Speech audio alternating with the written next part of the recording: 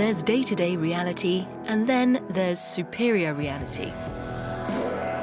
That's what André Breton's Surrealist Manifesto was aiming for, an artistic and spiritual revolution.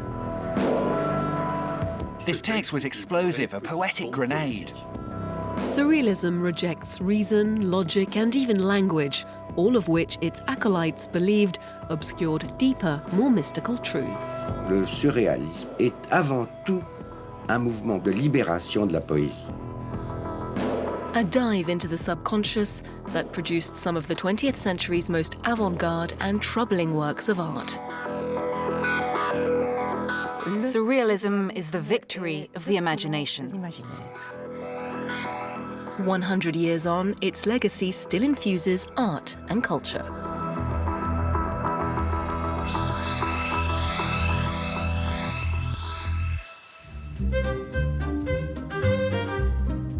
Paying tribute to French poet Guillaume Apollinaire, credited by many as the inventor of the term surrealism, the manifesto establishes the main principles of a movement that was to stretch into the 20th century.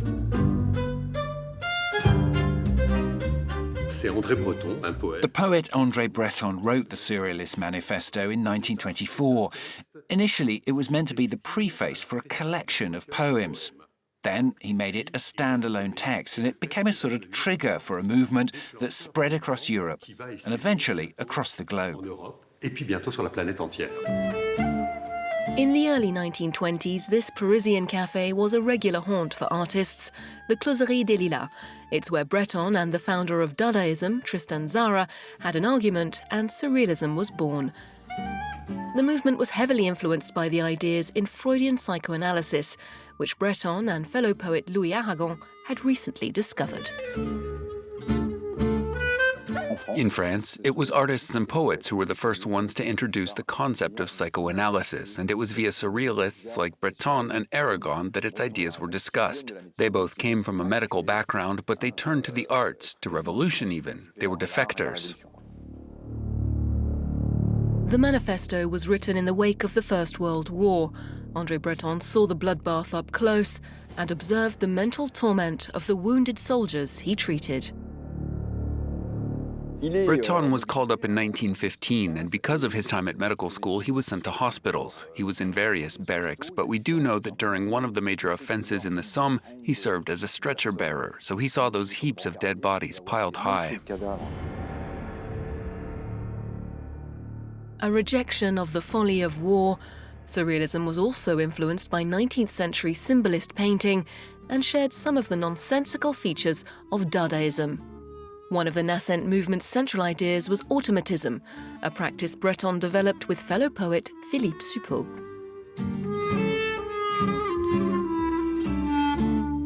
On ne pourra comprendre le surréalisme que si on se met dans la place de jeunes gens qui veulent absolument se révolter et en même temps créer une atmosphère poétique nouvelle. Their collaborative text, The Magnetic Fields, spearheaded automatic writing. It aimed to suppress the artist's consciousness during the creative process. How can you transpose that idea to a visual format? It took artists a few years to work it out. In the end, it was Max Ernst, the German artist, who found a way to produce art that was not driven by reason. That's how he invented the frottage technique. It involved laying paper over an old wooden board, rubbing on the paper, and seeing forests and monsters appear. The movement had a double mission: to establish a new aesthetic and bring about the overthrow of oppressive structures like capitalism. Surrealism has always had two main pillars. On the one hand, it refers to Karl Marx's slogan, change the world, that is, take action when it comes to the socio-political reality of the present day. And the other pillar is a poetic one, that is poet Arthur Rimbaud's Change Your Life. The manifesto also asserted that surrealist activity follows no conventional plan, has no specific direction. Nevertheless, its author did emerge as a natural leader. C'était l'homme peut-être le plus surréaliste dans un sens, l'homme qui faisait la loi parmi nous. Et moi qui n'aimais pas beaucoup d'être mené Mais j'acceptais Breton dans tout ce qu'il faisait. Je lui faisais confiance. Nicknamed the Pope of Surrealism, André Breton put his doctrine above all else, even when it meant breaking with other high-profile artists. Obviously, being quite strict, at times he came up against other artists for whom surrealism had become more of a commercial concern. That was the case with Dali in particular. Au point de vue poète, c'est peut-être un des plus médiocres de tout le monde surréaliste. Il a découvert le mécanisme de la poésie dans tous ses manifestes parce qu'il se disait comment on doit faire pour être poète. Et alors c'est ça ce qui a fait qu'il a défini merveilleusement le surréalisme. Dali's artwork was to define surrealism in Spain as the movement spread across Europe to Latin America, the Middle East and Asia. Yet much closer to its Parisian roots, a very distinctive school of surrealism was taking hold in neighbouring Belgium. At one point, Belgian artists like Magritte, Belgian gallery owners, went to Paris because there was really something happening there. Cultural and artistic exchanges, and they wanted to be part of the action. René Magritte emerged as the Belgian surrealist par excellence. His painting, The Treachery of Images, shows an ordinary object with an incongruous slogan. Magritte and his contemporaries use a very figurative, visual language. It's quite personal, but also very close in technique to the old masters. These are simple objects that everyone's familiar with. It's easy to read. It's strange, but not too strange.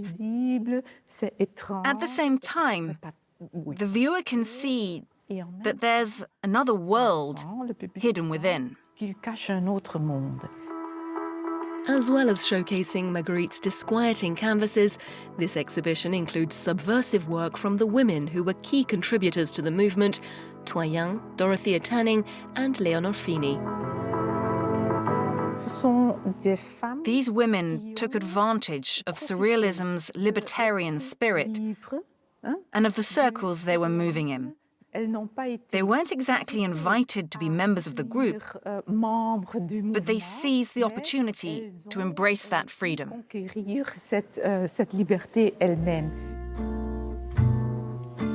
Manipulating images to create new realities was not only a question of oil on canvas.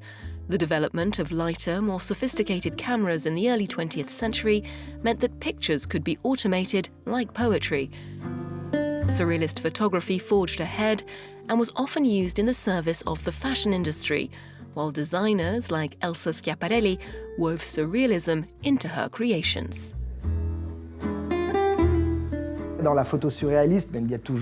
Dreams have always been a big part of surrealist photography, and it's a departure from a simple representation of real life. It's funny because if you look at this photo taken by Man Ray for Harper's Bazaar at that time, you can see that he's put a recent painting of his in the background. And it's worth pointing out that photographers, notably Man Ray, a surrealist, was earning his living at the time thanks to the fashion industry. Thanks to magazine shoots. He wasn't living from the sale of his artwork. And since couture houses specialize in the confection of fantastical, dreamlike worlds, surrealism and fashion are a natural match. One thing that the world of fashion and the surrealists have in common is their sense of humor, especially when it comes to getting a message across. A humorous way of saying, open your eyes, or open your third eye, the one that opens up when we dream.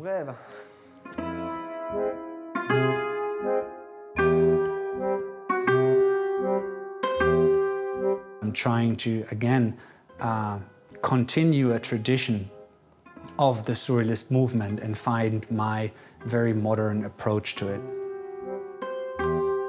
Marcus Schaeffer's black and white portraits have graced magazine covers and gallery walls alike.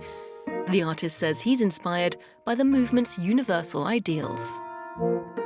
I came across the movement I dived into it, and then I started reading parts of the manifesto of André Breton, and then I think it was just the beginning of me trying to spend more thoughts on how I photograph, going beyond the idea of shooting the exact likeness of something.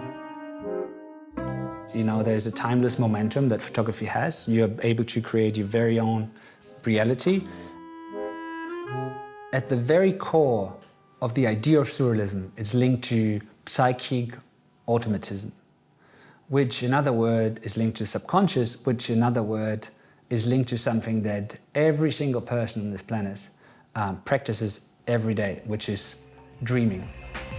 Certain themes and forms are echoed in Marcus's sculpture and painting too. With photography, he uses special techniques. For example, layering images to make composites, a nod to the surrealist collages. He also uses multiple light sources and distorting materials to go beyond a simple, flat depiction.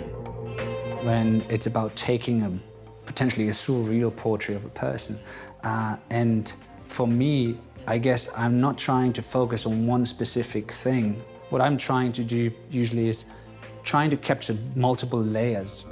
And by doing so, in my idea, I am able to dive into this subconscious level of someone's essence.